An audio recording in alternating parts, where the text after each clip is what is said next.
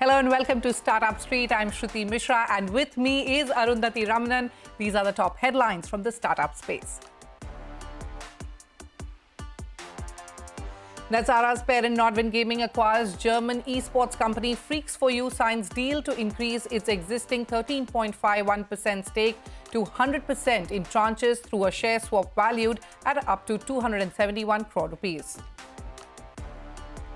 IPO-bound home services platform Urban Company says its consolidated business has turned profitable at the PBT level as of Q1 FY25. Co-founder and CEO Abhiraj Singh Bhal informed reporters last evening that annualized net revenue run rate stands at 1,130 crore rupees. Ola is gearing up to launch grocery delivery through the government-backed Open Network for Digital Commerce, as per a Money Control report. The move comes after the ride-hailing operator became the second biggest buyer side platform after Magic Pin on ONDC. AWS launches its first India-dedicated space accelerator program, aims to enable 24 space tech startups in their growth journey with expertise, mentorship and AWS credits cumulatively worth up to $100,000. Facebook owner Meta plans to block news content from the platform in Australia if the government makes it pay licensing fees. The move could follow the social media company's hardline approach in Canada after the country introduced similar laws. Russian hackers who broke into Microsoft systems and spied on staff inboxes earlier this year also stole emails from its customers. The revelation from the tech giant comes at least 6 months after it first disclosed the intrusion.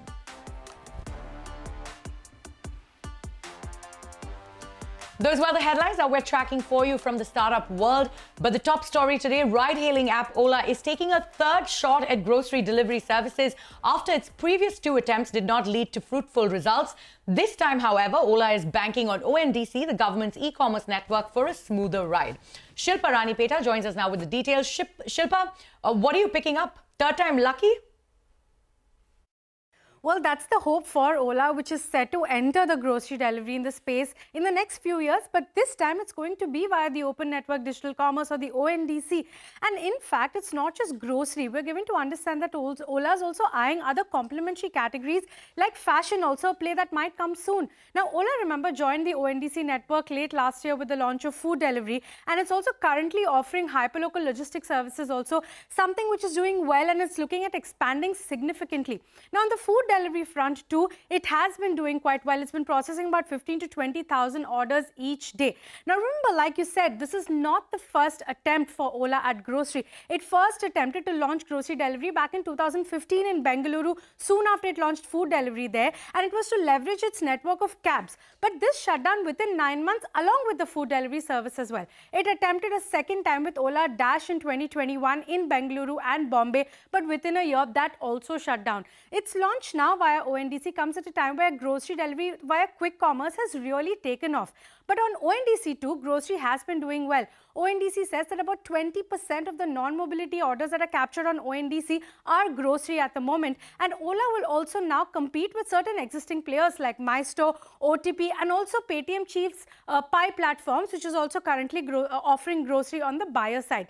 Now, without directly confirming the news, Ola in a statement said that its partnership with ONDC is growing strong, and it has seen 10x growth in the last few months, and it is now looking to leverage ONDC to explore and unlock opportunities for the next phase of growth. Back to you. All right, Shilpa, thank you for those details. Appreciate you joining us. Moving on, Ahmedabad-based venture capital firm GVFL has announced the first close of its new seed stage fund called Prarambh. The first close has been reached at 100 crore rupees, while the total fund corpus is 200 crore rupees. So far, GVFL has raised 9 funds which have supported over 110 companies and have invested from over and have divested from over 75% of portfolio companies. And to talk to us about Praram and its investments, joining me now is GVFL's Managing Director Kamal Bansal. Also with me is my colleague Arundhati. Kamal, welcome to Startup Street. First, tell us how many startups will GVFL invest in using the Praram fund? What sectors will you be looking at? And also do share the ticket size of the investments. First of all, thank you for having me on the show, and good evening to all the viewers of the channel. So what GVFL, this new fund, this is a new beginning for us. Earlier, we have been a standard VC fund with we have been investing, say, about 1 million onwards. But this new initiative is a seed fund, which is called Praram fund, because it's a new beginning and we want to be first investor for the startups, early stage startups. So here the ticket size is going to be say around 1 crore to 3 crore. Companies say which are raising around 4 to 5 crore round will be putting around 2 to 3 crore, and along with the certain angel investors or other micro funds. So we'll be committing around 4 to 5 crore investment per startup. So that is the basic theme. So these startups are going to be very seed stage startups which are raising their first institution round. And we as a with a VC experience, with the experience of around 30 years. So that's what we want to handhold the startup from very early stage, from the seed stage. And the sectors that you'll be focusing on? Sector-wise, as such, we are a sector agnostic. We are basically tech startup investor, but basic sector will be say health tech. We are very bullish about health tech. There are areas like diagnostic, use of AI/ML in the healthcare services, then deep tech maybe in the defense side, enterprise side, where supply chain management, data analytics. Another area can be food tech, and the climate tech. So these are 4 to 5 sectors, including climate tech, where sustainability, circular economy, smart grid, energy saving. So these are certain areas where we feel that which are scalable, where the market size is huge, and the entrepreneurs can really make a difference with their approach. So those are areas which we're looking from investing from the seed fund. Right. So lots of new and exciting areas there. Kamal, Arundhati here. So what is GVFL's investment thesis? What does your team look for before investing? Take us through your selection criteria and the process before picking a startup. So as such, being a fund for last so many years, we receive hundreds of proposals every month. But our selection criteria is you can say flexible as well as very scientific in terms of we look at first and foremost, we look at the founder. So what is the background of the founder? What is the motivation of the founder and experience to start a particular company, particular startup? That is first. Secondly, since we are saying we are first institutional investor, but we also look at the product market fit. What kind of thought process promoter has put in behind his project? How far it is from product market fit, whether it's near to product market fit or it's still far off. We generally like to look at the companies which are close to product market fit. Okay. And another criteria is basically the market size. It should be a scalable venture with a sufficient market. If the market is too small, niche market, then possibly we will not be interested. Okay. So we'll be looking at venture where sufficient market big size is there. All right. So that was your selection criteria. But Kamal, tell us, how do you support your funded entities in terms of strategic direction and governance support? If you could elaborate on your co-investment platform, A4X Fund, how does it support seed stage companies? As I mentioned, we are a VC with 3 decades of experience, and this is our 10th fund.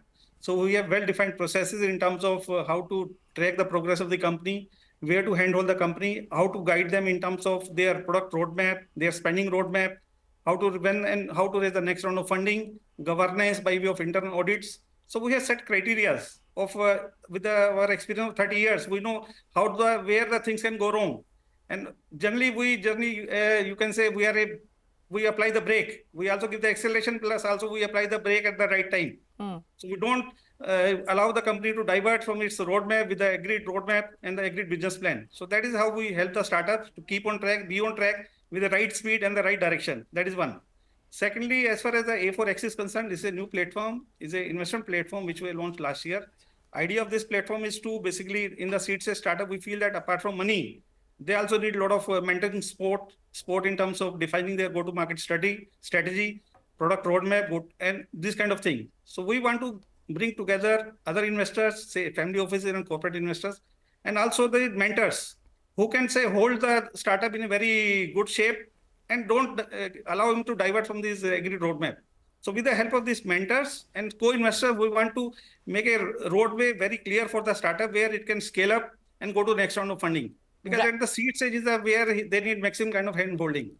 Absolutely. At the seed stage is where they need the most amount of hand-holding. But, GVFL has committed investments of over 150 crore rupees in the last 18 months through its Emerging Enterprise Venture Fund, which is a 500 crore rupee fund.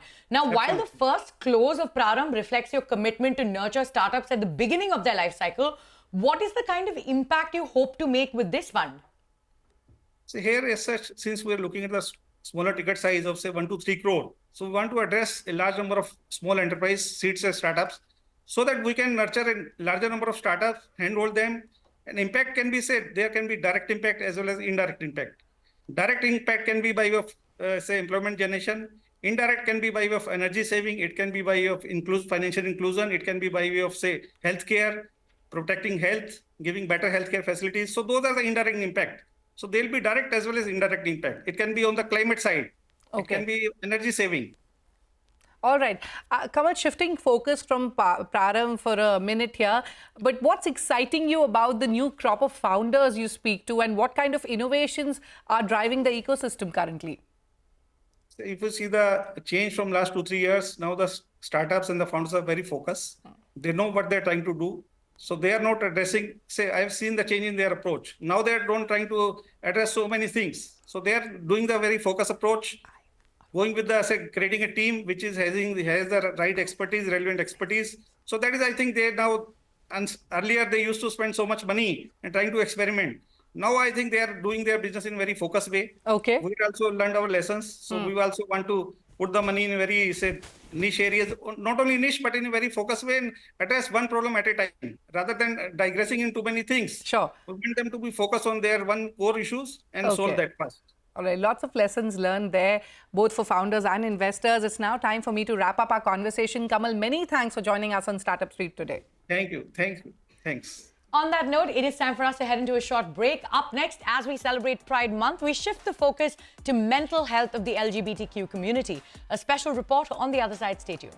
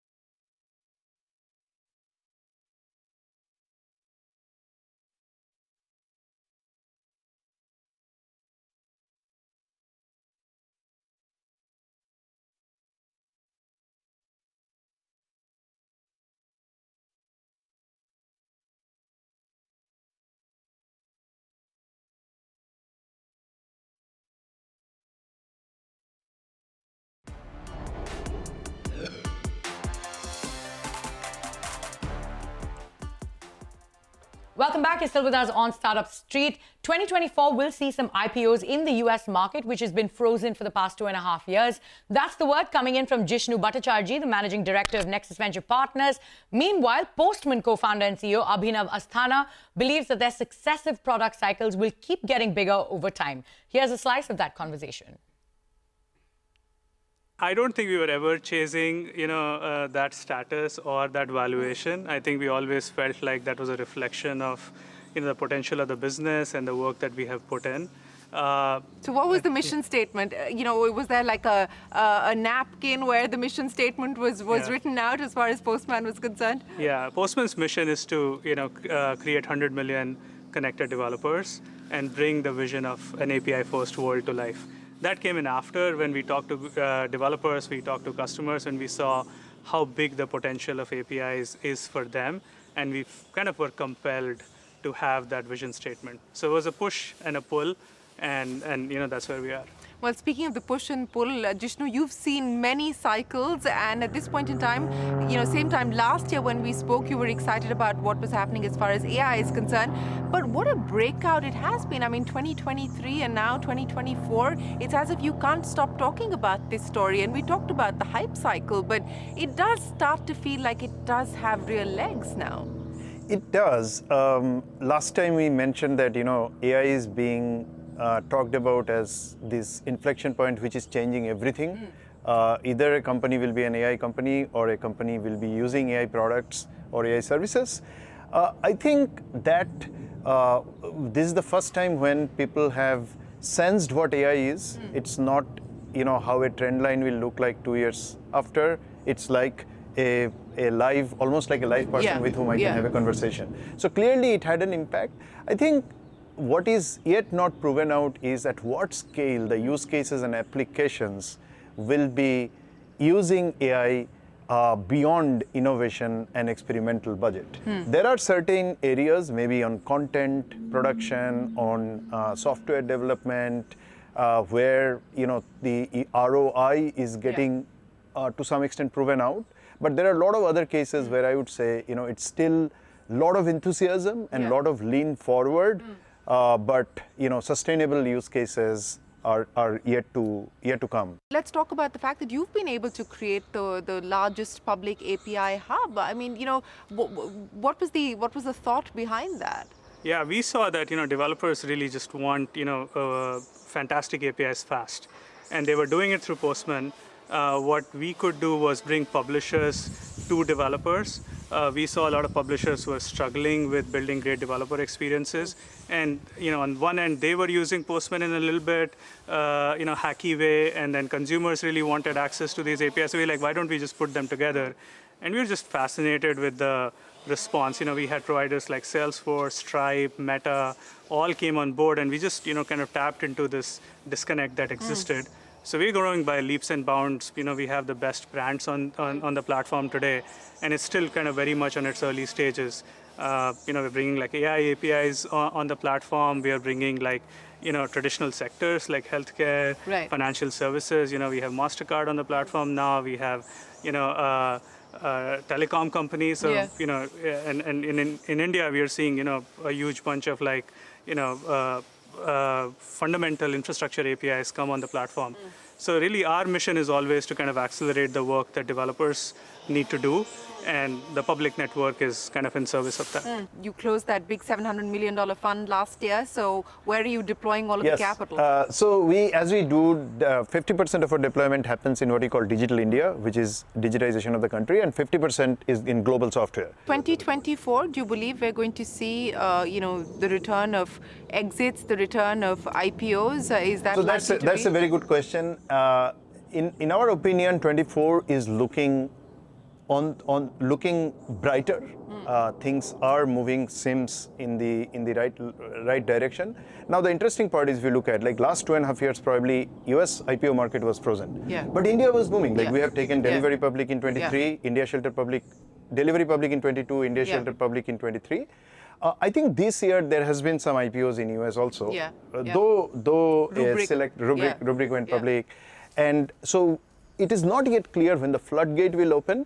But I think it will be determined by few marquee IPOs happening over the next 6 to 12 months, and depending on how they perform, that will kind of set the stage. But looks like things are going in the right direction if I compare with 23. Is that the direction you're headed in at some point?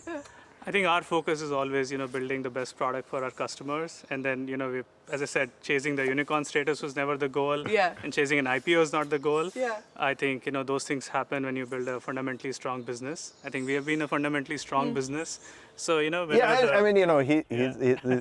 of course, like, he's being modest. He's measured, He's measured. See, today we are serving 30 million plus developers, like which is probably like, maybe only other comparable scale company is GitHub, which is owned by Microsoft. We are steadfast about solving being as like, big companies like Amazon, Bezos has already said customer centric. For us, it's user centric, and we'll keep on doing and delivering what it needs. And to that point, I would say IPO will also be a one kind of like milestone in the whole journey. Yeah. So what's the moonshot opportunity, and how do you balance the need to take the big risks, to make the big bets, and yet ensure that you're doing it the right way with an eye on profitability eventually? Yeah, I mean, one of the biggest bets for us is right now basically, using the power of AI and no code to bring programming to like 100 million developers. We're combining essentially the ability to have all of the world's APIs on Postman being available to somebody who has not really programmed before. It's a new product we've been working on. We invested on this about 2.5 years ago.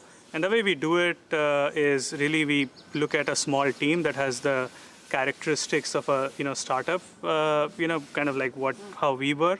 And we have successive cycles of product iteration where the product just becomes bigger and bigger over time. And at some point in time, we just like pour gas on it, So it's like and set it on fire. Yeah, not burn money type gas, But it's more of you're putting it in the engine and not on the product, So I think we have much more mature as a company with a engineering engine, a go-to-market engine. Right. We have the ability to bring a product to like millions of developers really instantly. So we are using that as the fuel. And what I'm very excited about is AI can really accelerate like all of this.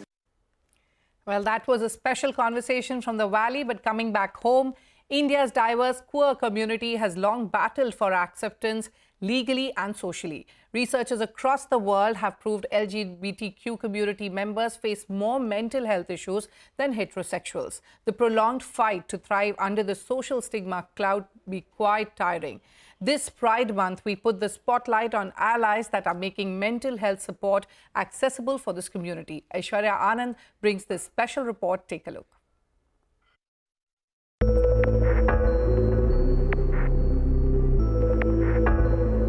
I was taken advantage by my cousin for about 10 years.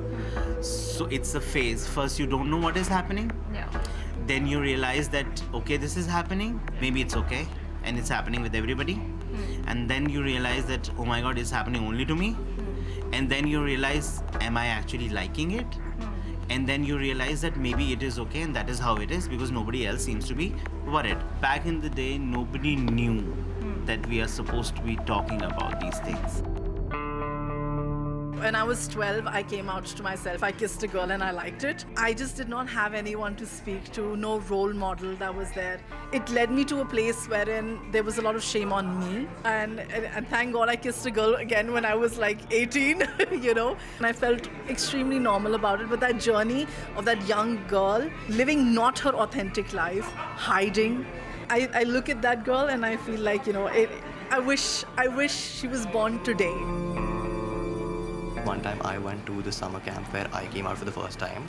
That triggered a series of hatred amongst the peers towards me, and right after that I had to go to therapy somewhere. Then the therapist went out of their way, conducted a lot of tests, and then I was told there is no characteristic of being a queer person. I feel like my counselor at that time would have actually taken 5-10 minutes, 20 minutes to think about it, would have been a little more aware of the situation, would have understood my story and been able to talk to my parents. It would have saved me years of mental labor. Hey mom and dad, I'm gay and I want to marry him. I'm waiting for that one verdict only. Government will allow the same-sex marriage. Did you know that LGBTQIA plus individuals are at a far higher risk of mental health issues? Well, this demographic is 2.4 times more vulnerable to mental health disorders such as depression and anxiety, with 37% reporting symptoms of depression and 21.4% reporting symptoms of anxiety. Now that is as per a survey by National Institute of Mental Health and Neurosciences. In a world that has historically suppressed and marginalized the queer community, Pride Month stands as a strong symbol of resilience, growth and empowerment. But today, we will take the conversation beyond festivities, flags and parades. We will put the spotlight on the mental health needs of this community. When Kanika Agrawal started MindPeers, she wanted to build an affordable mental health platform in India. Soon, she started getting queries from the LGBTQ community for the kind of help the platform could provide them. Today, MindPeers boasts of 22,000 active users every month, of which 4,000 estimate users are from the queer community. The mental health startup that uses neuroscience has 167 psychologists who are active on the platform each day, and 30% are queer affirmative. See, MindPeers came because of my own issues, right? I went through anxiety, so it's very easy to relate to what the LGBTQ community would go through.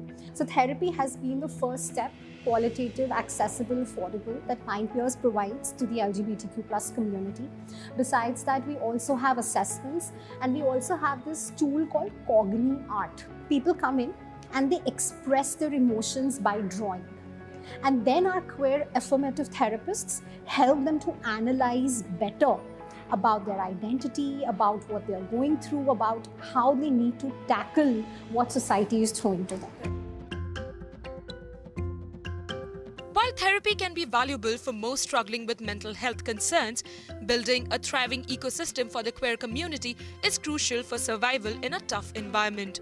Launched in February 2024, the Pride Plus app has been brought to life by founder and CEO Ayush Agrawal, an ally of the LGBTQIA+ community.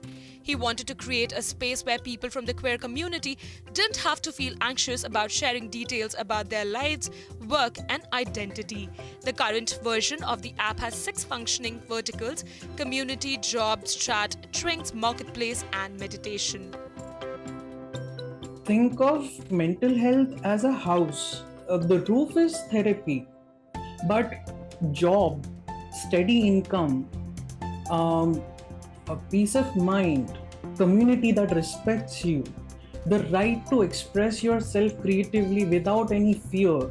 That's the foundation. And that is what we're building here. That is what we're trying to offer at Pride Plus. It has been just 16-17 weeks, and till date we have every day 600 people making use of these features in 50 plus countries. I'm a believer in therapy, but therapy is just a part of that solution. It's Pride Month. What is one message that you would like to put out there? Take pride in yourself. Pride Month represents all of our efforts throughout the year, but Pride Month doesn't have to be the only month when you're doing this. It's a year-round effort. Every step of inclusion needs the allies as much as it needs the queer folk itself. I would like to say that, love is love, and please stop telling what to do. Every day, be one step bolder. Well, Arundhati, it's Friday, so let's take action. Let's take stock of all the funding action through the week in the startup world. Absolutely, Shruti. So according to Venture Intelligence, Indian startups added $424 million to their kitty through 18 deals this week. Logistics company Ecom Express raised $172 million from Warburg Pincus, British International Investment, while UK-based Finest invested $145 million in cloud kitchen startup Kitchens At. And that's not all. Rocket Lane raised $24 million, led by Matrix Partners India, Venture Partners and others. In fact, B2B apparel manufacturing platform Zyode secured $18 million from RTP Global. Healthcare marketing startup Dossary got $13.6 million from Cregis, 8 Road Ventures and F Prime Capital. Indian startups have witnessed 413 deals worth $5.2 billion in 2024 so far.